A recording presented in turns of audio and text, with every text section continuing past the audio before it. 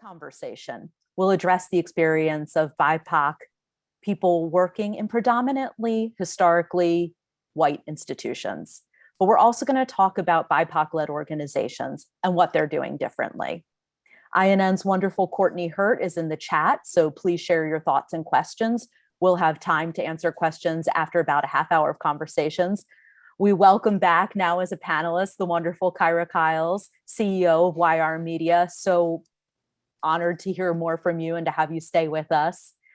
Emily Holthouse, Managing Director of Diversity, Equity, and Inclusion at Nonprofit HR, and Omar Rashad, Data and Investigations Reporter at Cal Poly San Luis Obispo's student-run paper, Mustang News. Thank you all so much for joining us. Kyra, I know it's really important to all of us here to really define what we're talking about. And you surfaced this conversation around the pipeline not being the problem when we first started putting together panels. Can you talk a little bit about what the pipeline is to you and why it's not the problem? Right. So for me, the pipeline is an excuse. And what it is that, we know in our society, white Americans do not have much interaction with people of color. And as a result, networking is impacted, knowing people to get the hookup is impacted, and patronage becomes this really kind of outsized force that keeps things homogenous. And, one of the reasons I'm so grateful Omar is here is because talks a lot about that Kerner report that was done. I'll let him, share more about that. But it's obvious that there has not been enough progress and that it isn't this kind of fantasy of that we don't have enough qualified individuals, because what that does is it puts the weight back on the people of color and not on the systems that are holding them back and holding them down. Yes, thank you. Emily, you do a lot of hiring and recruitment in your work with nonprofit HR. What are some of these stumbling blocks or significant problem areas that you see as people try to connect with the workforce they're trying to not only bring in, but also retain? Yeah, absolutely. And we talk a lot about how the employee life cycle is where bias creeps into organizations so quickly. And to what Kyra was just naming before, this idea that as humans, we tend to hire, mentor, coach, sponsor people who look similarly to us or come from similar backgrounds or have gone to the same schools that we've come to. And this sort of homogenous sponsorship system is a well-oiled machine that works well. And so we can't really be surprised about how our teams look the way they do, just because, and again, and it's not necessarily anything intentional that anyone is doing. It's just sort of that unconscious bias showing up in spaces and places that generate outcomes, maybe that aren't as inclusive as they are. And so I think organizations that struggle with this, sometimes it's really just about getting out there and casting a wider net to say, how are we going to get out of our normal networks that we recruit in? How are we going to be intentional about saying we're going to look for places outside of where we comfortably and always post and have things happen, but to really be intentional about where we're looking for talent and who we're attracting to our organization. And then I think at the same time too, what does your outward facing messaging say about how inclusive you are? Because you can do a ton of work to bring in new people in your organization that identify differently. But if once they get there, the environment isn't ready and inclusive for them, they're not staying. And so it's all interconnected. So at the same time, are we projecting that we're an inclusive organization from the beginning? Are we casting a wide net? And then once team members get here, are we upholding specifically in white-led organizations, those norms that have whiteness centered as what we value? Are people able to be successful once they get there? So it's kind of this interconnection that I see, and we kind of have to work on all of that in order to get the long-term success that we need. Yes, Emily, I think you make such a valuable point, and Kyra as well, that especially if an organization is predominantly and historically white, hiring more diverse candidates doesn't start when you put together a job posting. It starts with building trust, with building community, with building relationships, with building a place where people will actually want to and be able to thrive. So thank you for raising that point. Omar, you are a person from a little bit of a non-traditional background for people going into journalism, and you put yourself in that pipeline, and then somebody almost really kind of tossed you out of it. You're a student and a journalist now. You wrote about this experience for Pointer. Could you relate it to us? Yeah, absolutely. First off, I just wanted to thank you for moderating this very timely conversation. I feel like a lot of this dialogue is happening right now, and it's great to be a part of it. As you mentioned, I did have an experience with a journalism industry executive 2 years ago. I had met up with him for a 15-minute coffee chat. I brought my resume and clips. He gave me some critique, gave me some compliments on what I've been up to so far. But the end of our conversation kind of just let a bad taste in my mouth. I had just gotten done telling him, I'm a student at a community college in California. I haven't struck much luck with getting journalism internships. And he immediately responded with two things. He told me that he just didn't know what I was doing in college because I was at a community college. And he added that if I had instead been at an elite university like USC, that I would have probably gotten a summer internship. Those words left me dejected. And I was confused. I was also just like taken aback at the concept that, something I can't, really control, which is where I attend college, which is absolutely linked to my socioeconomic status, that was apparently holding me back from getting an internship. I just think, this industry can't claim to be like the purveyor of diverse and compelling stories when it erases and ignores the people eager to tell them, especially those from non-traditional backgrounds. Just for some more context, in California, we have over 100 community colleges. About 3/4 of the students who attend community colleges in California are BIPOC students. And so, what does that mean when, someone says to me or a community college student that BIPOC or that, they're not looking for community college students or that they're not looking to hire from that pool. Across the board, not just in California, it's definitely understood that community college students are more likely to come from lower income backgrounds than folks at universities themselves. So again, these are barriers that are, constructed that lock certain people out of this industry. And if, we're having a conversation about how to diversify newsrooms, it definitely starts from who you hire, from the young people that you hire, and where you're looking to make those hires from specifically. That makes a huge impact.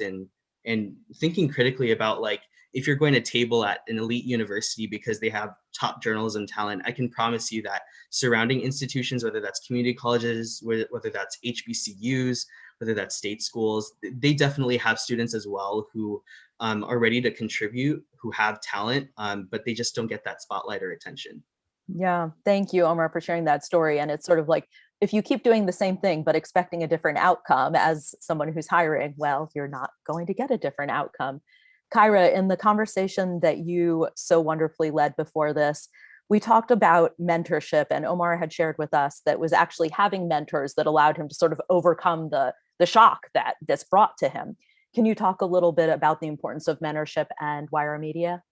Absolutely. But first, can I say this, Omar, whoever that is, if you want to DM me their name, I'll give them a call. First of all, that's ridiculous. And let me just say this. I worked in a newsroom where there was a man, and there's no shade here. He was a construction worker, but he was a white man. And he used his networking to get, with no journalism experience, a top job in journalism. So I'm going to leave that right there for our collective consideration. Back to the point about mentorship. So I think mentorship is extremely important, and also getting mentors that are diverse is important too, because we all know that for many in the BIPOC community, you have to see it to be it. And having someone that looks like you, be able to talk with you, share their challenges, but also their triumphs, I think is extremely important. And that's one of the reasons that Wire Media has a co-led approach where you're paired, like younger journalists are paired with, adults that are more seasoned or have this experience, but there are also things that they don't know. And so we're working together, on an equal level, trying to achieve something that we could not achieve, on our own. And I think that, as we continue to build up those BIPOC staffs, there will be more opportunities for mentorship, because sometimes what we find is that we want that, but it's lacking just because of how deep the systemic inequities are. But I think that is one really important key. Most of the jobs I've ever gotten in my life, of course I work hard, and, I definitely, don't want to discount that, but a lot of it is relationships. So you have mentors, people who will vouch for you, people who will help you, people who will say, they're paying you what? You need to ask for more. You need that. And so I can't stress enough the importance of that. And that's why it's so important to build up that staff and have it look like America, because without that, then you're just being counseled by people who may not even know what you're talking about because they're not facing a similar challenge. And so they really cannot help you because they're not facing those sorts of societal challenges. Emily, I have had Yeah. the privilege of hearing you speak about halos versus horns and how that plays into assessments of people who are working. I want you to say whatever comment was on your mind. And then I'd also like to bounce off of what Kyra was saying about mentorship with looking at how people are evaluated and assessed in a lot of ways. Yeah, and so I just wanted to amplify what Kyra just said about the importance of paying attention to, especially when you all, if you're in a position of power where you can utilize and sponsor and mentor people forward, it's important for us to pay attention who we're doing that for and who we're not doing that for. And I did actually, for my master's program, my thesis was this idea of the power of cross-cultural sponsorship and mentoring to support leadership diversity at the top of organizations. And I did this thing where I did this sponsorship challenge, and I would go out and talk to CEOs about this concept, and I would say to them, I want you right now to write down the names of the last 5 people that you have sponsored their careers forward. And I just want you to think about it. And it's not who you mentored or spent a little time with, but who you actually open doors for, move their careers for, help them advance very tactically and actively. Write down the names of those 5 people. And what we do then at that point is just say, all right, now, how many of those folks are the same gender as you? How many are the same race as you? How many came from the same school that you came from?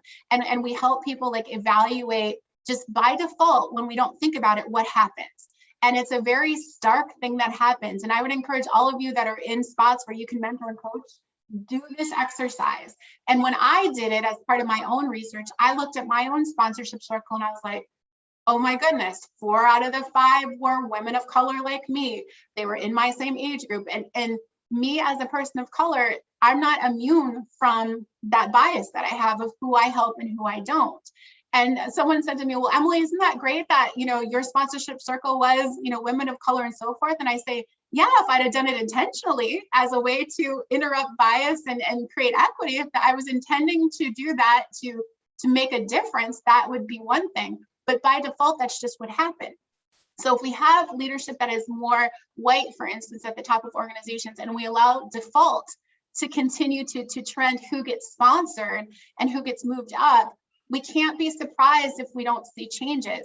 And for those of us in power, we have to be intentional to say, I'm going to intentionally sponsor and mentor people that are different than me.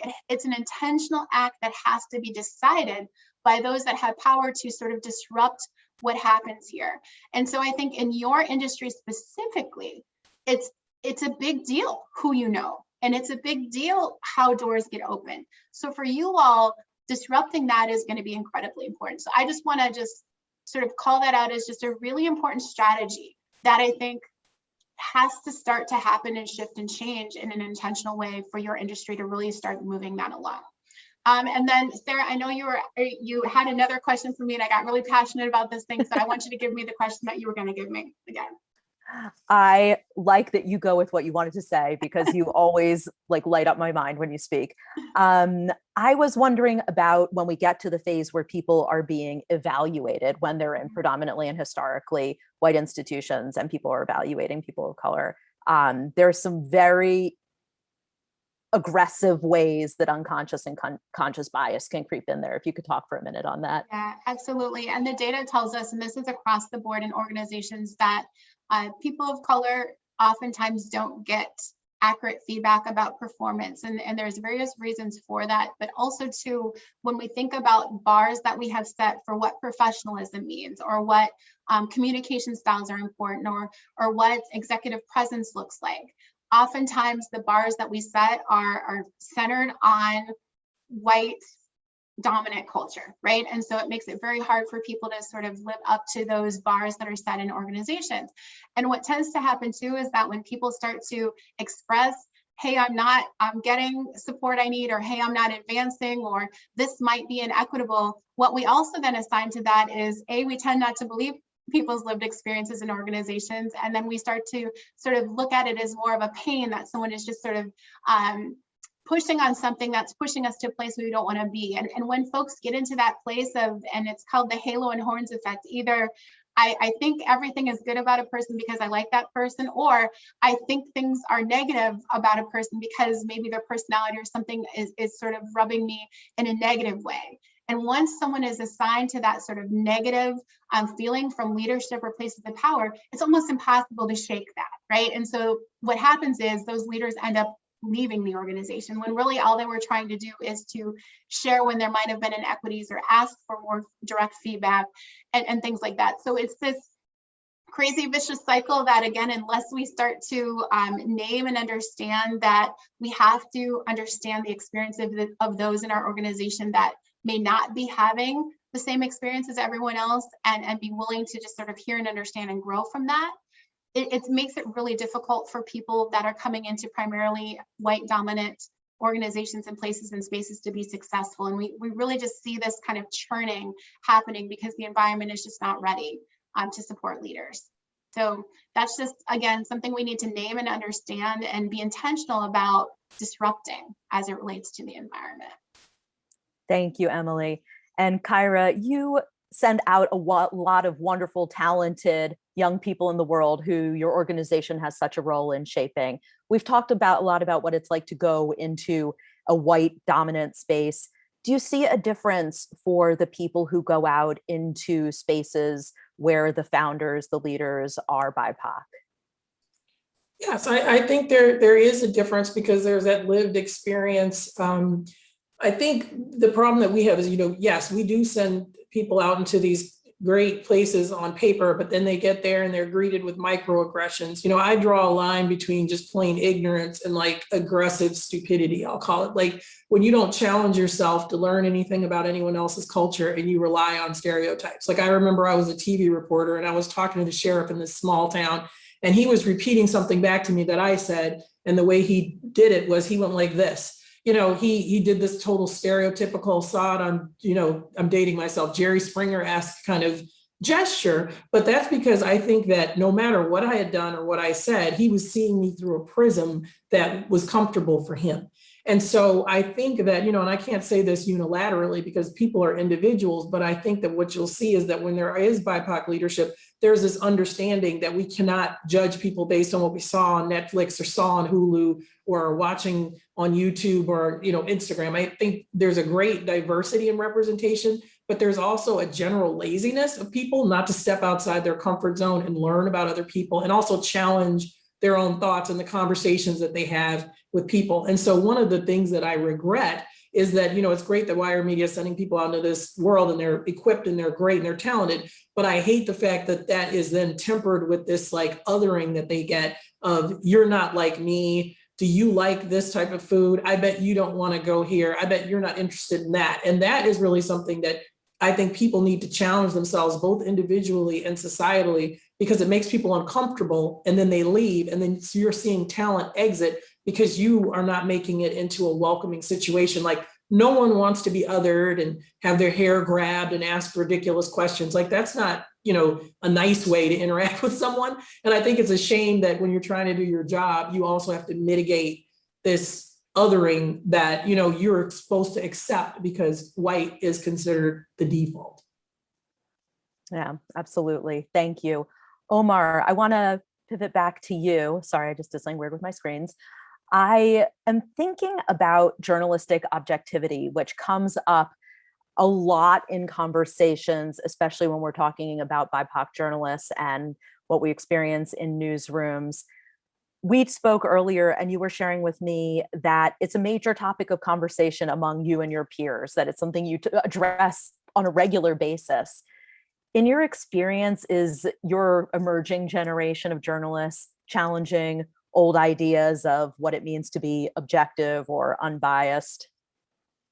Yeah, absolutely. I think like I can't speak for every like 20-year-old journalism student, but I know I definitely see, read, hear conversations about objectivity like every week. I'm also constantly thinking about objectivity, and it's absolutely right that younger journalists are thinking about it critically, not just to be rebellious or challenge things, but to really critically think about how journalism operates and how in the past it's ignored and marginalized certain people to also think about how journalism maybe supports power imbalances or power structures. You know, the other day I was reading a story about campus policing, you know, police at colleges and universities. And, you know, that story did not contain even one student source or one student activist source. And, you know, that kind of journalism is common every now and then. And, you know, it's the kind of journalism that sidelines or ignores entire perspectives. So I think this larger conversation is entirely about how journalism can improve by acknowledging voices and people who are not traditionally acknowledged by institutions. And, you know, so something that I read from Wesley Lowery's thoughts on objectivity, you know, there's an objectivity of individual and there's an objectivity of process. And I think it's important to distinguish the two, because objectivity of an individual is like impossible. Like, we all have backgrounds, we all have opinions, thoughts about this world, and it's impossible for anyone to claim that they're entirely objective as an individual. However, what has always rooted journalism in its righteous values is the process of which we are all capable fact gatherers and reporters who are able to fairly report stories regardless of what background we come from. And so, like, when we talk about objectivity, it's really just about acknowledging that, yes, we have all these backgrounds and identities, and we see the world a certain way, but we're absolutely capable of, you know, properly gathering facts and reporting stories and acknowledging the different voices and people who are involved in those stories. And so absolutely, you know, the other day as well, I was just talking with a friend who I got to know from New Mexico. I don't know too many people from New Mexico, but this was the first person I met. We initially connected because we are both into investigative journalism and we're covering COVID-19 outbreaks at universities. But what sort of deepened our friendship was talking about objectivity specifically. And so it's definitely a topic and you know, a conversation that younger folks are definitely engaging in a lot. Thank you for sharing that, Omar. I was thinking the other day about the relationships between people coming out of the pipeline and into newsrooms and senior management. And I feel like I hear quite frequently a conflict that I, in a way, understand. Like, I'm an ex-millennial, I think. And when I started my first job, I had no anticipation that I would have any input or any ability to change anything for years, essentially. Like, I knew that I would just be a quiet person doing the work for some period of time before I got the ability to say anything. I think that is actually changing with people who are emerging into the workforce today. And I think that that's sort of a point of intergenerational contention and conflict. Kyra, I was wondering, I see you nodding, so I'll toss to you with that. Yes, I will say this. I mean, of course, it's generalizing, but I do believe that, you know, there are certain generational ways of working, and I am grateful that individuals feel that level of agency starting out, because I believe that that's how we ended up in this predicament, is that we're trying to be quiet and trying to follow protocol and assuming that if we just do certain things a certain way, that there will be fairness. And I think if anything over the last year has taught us that is not the case. You know, I'm not saying that people have not advocated for themselves, but I do think that employers are worried about new things like getting aired out on TikTok, getting dragged across Twitter. You know, it's not a fun experience, and it's something that can happen, because I think, you know, in older generations, there's always been this fear of, well, I can't speak out because then this will follow me, almost like this permanent record. If I speak out, then another employer or organization will look at me as kind of this whistleblower and I won't get hired. But I think that's evolving and changing as people are more overt and using their own communication platforms to get information out. And it actually puts a healthy fear in some of these organizations that before were getting away with it. Like, look at some of these investment companies that were like, hey, when the pandemic's over, you get back to the office. And then you see people on, you know, social media saying, hey, this isn't fair. Look, the CEO is hanging out in Fiji and all of that. That wouldn't have happened before, because that would have been a huge taboo. So I welcome that. I think it's great. And I think that you benefit from asking people at all levels of your organization, or so-called levels, because that hierarchy is what kind of keeps thoughts stagnant, is that you have the same kinds of people with the same kind of generational experience kind of wielding all the power, and then other people have to earn the right to occasionally speak out. And so by leveling that so-called playing field and allowing people to give their input, you get a much richer multidimensional experience. And I think you can learn something, because like what I've learned, like from some of the upcoming journalists are, hey, what Omar said about objectivity, I don't have to extricate my entire persona and everything that I am in order to be a good journalist. And people making me think that is what's caused some of these issues that we have today. And so I'm encouraged by it, and I think it's great. I mean, obviously, decorum is always a factor, but decorum can be relative. You know, I think it's better to have people empowered to speak out than people cowering in fear until they get a certain amount of years under their belt and a certain title before they feel like their voice means something. Yes, and I think it's just amazing how the voices of young people of color on Twitter and social media have really been the foundation of a lot of the conversations that we're having in journalism now. I think they are the change makers in many ways. Emily, I have a question in the chat here about have you seen any HR policies, or would you like to see any that would help to really weave inclusive hiring processes into the structure of an organization? Yeah, absolutely. And I think foundationally, every HR process needs to have equity at the center of how it's designed and how it works. And I think we tend to just say, oh, we've always done it that way and we don't want to disrupt the system, but then we wonder why nothing ever changes, right? And so I think one of the big pieces that I always recommend is specifically in things like recruitment and hiring processes. Number one, are we eliminating barriers to what Omar was talking about before in our job postings? Are these things actually required to be successful in this job? And if they're not, get them out. Don't put it in a posting if it doesn't need to be there, right? And eliminating those barriers even from the very beginning and those pieces. And then as we're moving through processes, if we don't pay attention to, for instance, tracking our data around, are you having diverse candidates come as part of your pools? What is the strength and diversity of pools that are actually applying for openings? If you don't know the answer to that, and we're just proceeding with pools that are homogenous, again, that's a checkpoint within your process that if we don't ever know and understand what that is and we just continue to move through, we're never going to change the outcome. And so I always tell people in your process is set up a system where you're going to say, let's check and understand how diverse our pool is related to race and gender and age and sexual orientation and other things that are important to us.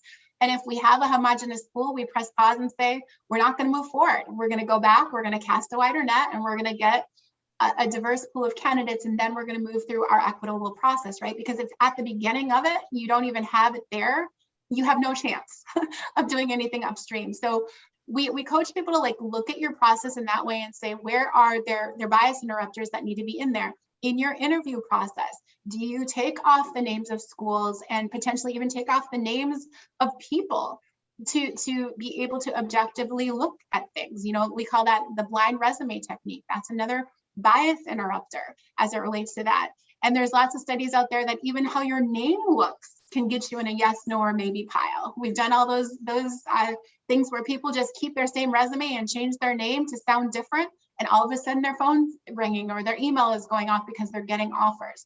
So there's things that you can do all the time to introduce those bias interrupters into your current systems.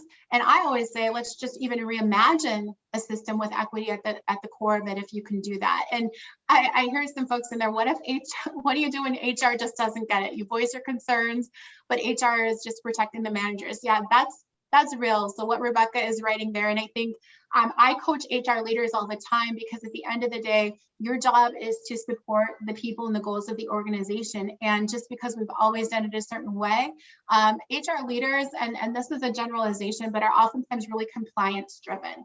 And so I help HR leaders to understand that we have to create policies that are equitable and then execute said policies. But if we're perpetuating a policy that isn't equitable, then we're part of the problem, right, related to HR. And so sometimes it's a coaching piece, but I think, Rebecca, at the end of the day, your organization has to have the commitment to DEI for you to stand on, to be able to push back. I really believe that you need to have that commitment that we're actually going to adjust the people side of it, the system side of it, and we're actually going to drive changes, because then that's the platform that you say we need to make these system changes, or we need to address how we're doing these things. If your organization hasn't named it and made that commitment, it's going to be really hard for you to drive that change and push the hand of your HR person to do something different. So that piece of that initial commitment is really important. Because if the CEO tells the HR person, we're doing this, guess what? It's happening. If it's in our strategic plan and that's what we're measured against, guess what? it's happening then at that point, right? So you have to have some of those things in there that give you the leverage to get the movement going forward. Yeah, a lot of good questions in here. We could talk for a few hours about these questions, actually. Yes, I want to loop back to one of Rebecca's questions here as well. But I want to also talk about, we've talked a lot about what it means to talk about a pipeline and how probably a pathway is a better, less extractive sort of industrial word for, bringing people through into the field. But once people are in the field, and we've talked about the evaluations and how bias can come in there, but there's even more subtle ways that people can become disconnected from the potential for advancement and power. Kyra, you had shared with me a story about a place you worked where really the power brokering happened in a space you were not comfortable going. It just wasn't a good space for you. Could you share that story if you wouldn't mind? Sure. So I was at, we'll call it X Outlet. And at X Outlet, they like to hang out in this little dank kind of underground, no frills bar. And it was really like a white male space in general. And there was a lot of beer drinking, and I don't drink beer. I'm more of like a mojito type of girl. So, it was, and when you would go down there, the conversation was about women and about, just things that probably just kind of centered that male experience. And it really was a networking spot. I mean, it was actually not a great idea not to go, but they made it so prohibitive that people of color didn't really feel comfortable. So the conversation would exclude you, or if you came down there, you would become the subject of conversation, and all these curiosities would be aimed in your direction. So I think it's an indirect and unprofessional way to behave, in that down there they were talking about promotions. They were talking about, people who were leaving and a job might open up. And if you weren't in that space, you weren't privy to that information. But if you did enter that space, you had to be a certain type of person to really flourish. So it really was not a fair way to operate, but it's the reality for so many jobs outside of journalism, and just really a way that I believe inequity is cemented. Yeah, absolutely. Thank you. Omar, I wanted to bounce over to you. I've got a question that was directly messaged to me, and it's for journalists looking to work in an inclusive and welcoming environment, because we know that you're going to be graduating next year.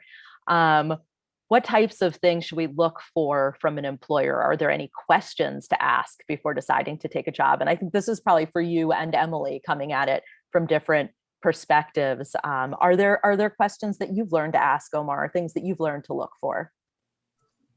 Yeah, I mean, I think this is a really good question, because I think when you are looking for opportunities, you definitely are thinking in the back of your mind, you want to pick your battles, you want to kind of be careful. You don't want to maybe ask a question that maybe sidelines you, or maybe creates a bad impression of you. I think I always ask about how newsrooms mentor people inside their newsroom. So like editors mentoring the reporters, or people in positions of power in a newsroom mentoring people who come in. I think that's extremely important. I think a lot of student journalists are looking for mentorship. I think mentorship provides so much help. And so getting to understand whether or not a newsroom is supportive, and whether there are mentors or there are people willing to be there for you, I think that's incredibly important in terms of understanding whether I have a place there and whether I will feel supported there. So yeah, definitely that. That's a great point. Emily, any thoughts on what questions people should be asking? I know I have overlooked some red flags that were so big. I don't even know how I managed to do it. Emily. Yeah, I like to ask things like, how are dissenting opinions handled in this organization? And what's the process when we don't agree on something? How do you handle those, and how do we move through those? I also would say too that before going to any organization, we all know this, but like Google, look it up, look on Glassdoor, look on LinkedIn, look to see what former employees are saying, look to see how the website looks. So you'll also just kind of get a snapshot there too. But I'm all about being direct. Tell me about your leadership commitment to equity in the organization. How do you demonstrate that as part of who you are as an organization? And just ask some very specific questions and see how people articulate that. And also too, how important is, our work and reflecting the community, and how do you ensure that happens as part of the journalistic and news places and people that you put in place to reflect the voice of our communities. You can ask very direct questions like that and just see and understand how people respond, and that'll tell you something related to how inclusive it is. Also tell us what would former employees say about working here? What does it feel like to be in your organization, and help people articulate that. I think gives you a nice sense of what might come when you join. Yes, and there are many, many networks out there of people who talk with other people of color, other women about their experience in certain places. So, there's a lot of information that moves through back channels, I think, about the quality of working at different places as well. Kyra, what do you look for? I mean, you lead an organization. Maybe in your previous jobs, what did you look for? Or what were some of the warning signs about different places for you?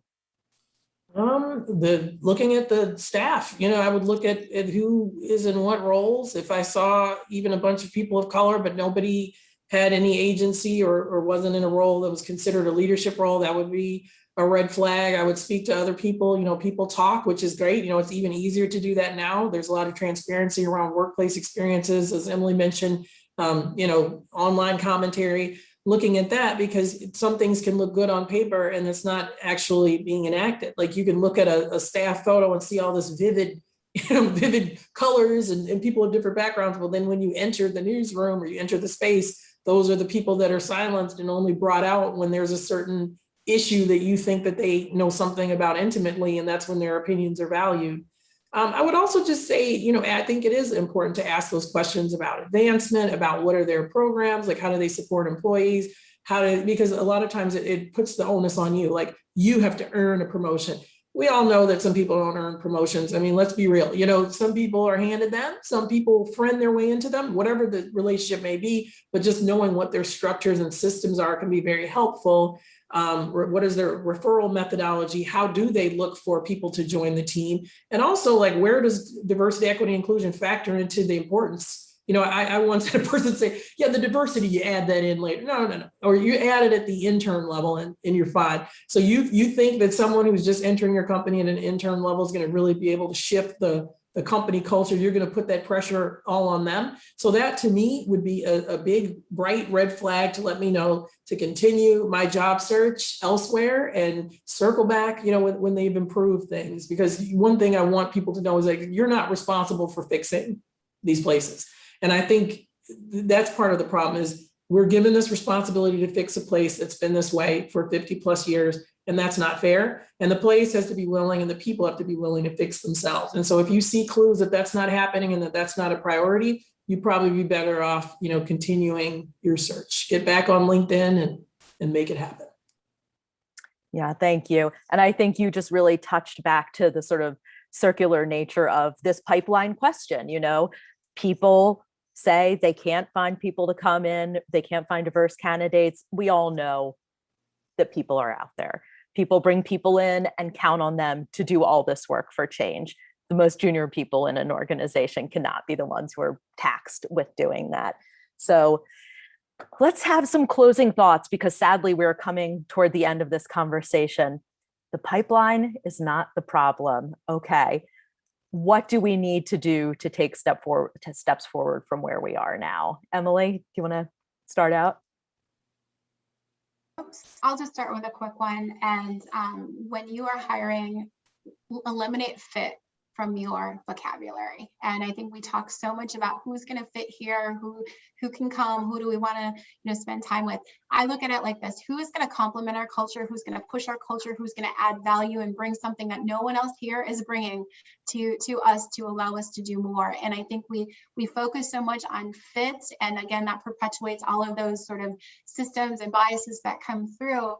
I just got done doing a process for my own team, and we're sitting there talking. We're like, who's going to add value? Who brings something none of us here around the table are bringing? Who's going to push us to the next level? Who's going to take us future forward? Having that conversation about who we need versus who we're going to like the most and is going to fit in and has similar backgrounds that we do, that we can have fun at, the bar with, or whatever it might be. We sort of have to flip that around. And so that is just one starting point that everybody in here could do. Don't ever let anyone say fit again in an interview process. There you go. That's your tip for the day. Thank you. Help. That will help. Yeah. Kyra, we'll toss to you. The pipeline's not the problem. I would say continue to examine your organization and don't hold a premature party for yourself that you're doing a great job. Wire Media has about 80% of our staff is BIPOC, and it's 100% BIPOC led. And even with us, we're constantly trying to improve, like who is in these management roles, what voices are being amplified, do people feel comfortable speaking out, and not just looking at it on paper and being, congratulatory of something, but looking, how do we continue to deepen that and improve it? And I think one of the issues that I often am irritated by is just that, organizations kind of have this hapless situation, like we did our best. No, you didn't. So if somebody with an organization that is majority BIPOC is always examining, you should be too, and be honest when you have a shortcoming, because that's the only way that you can fix it.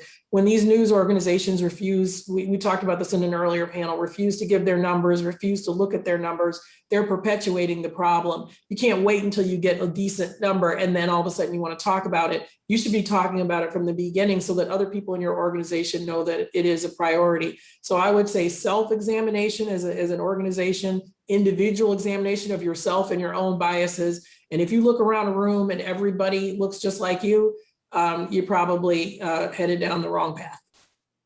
Thank you.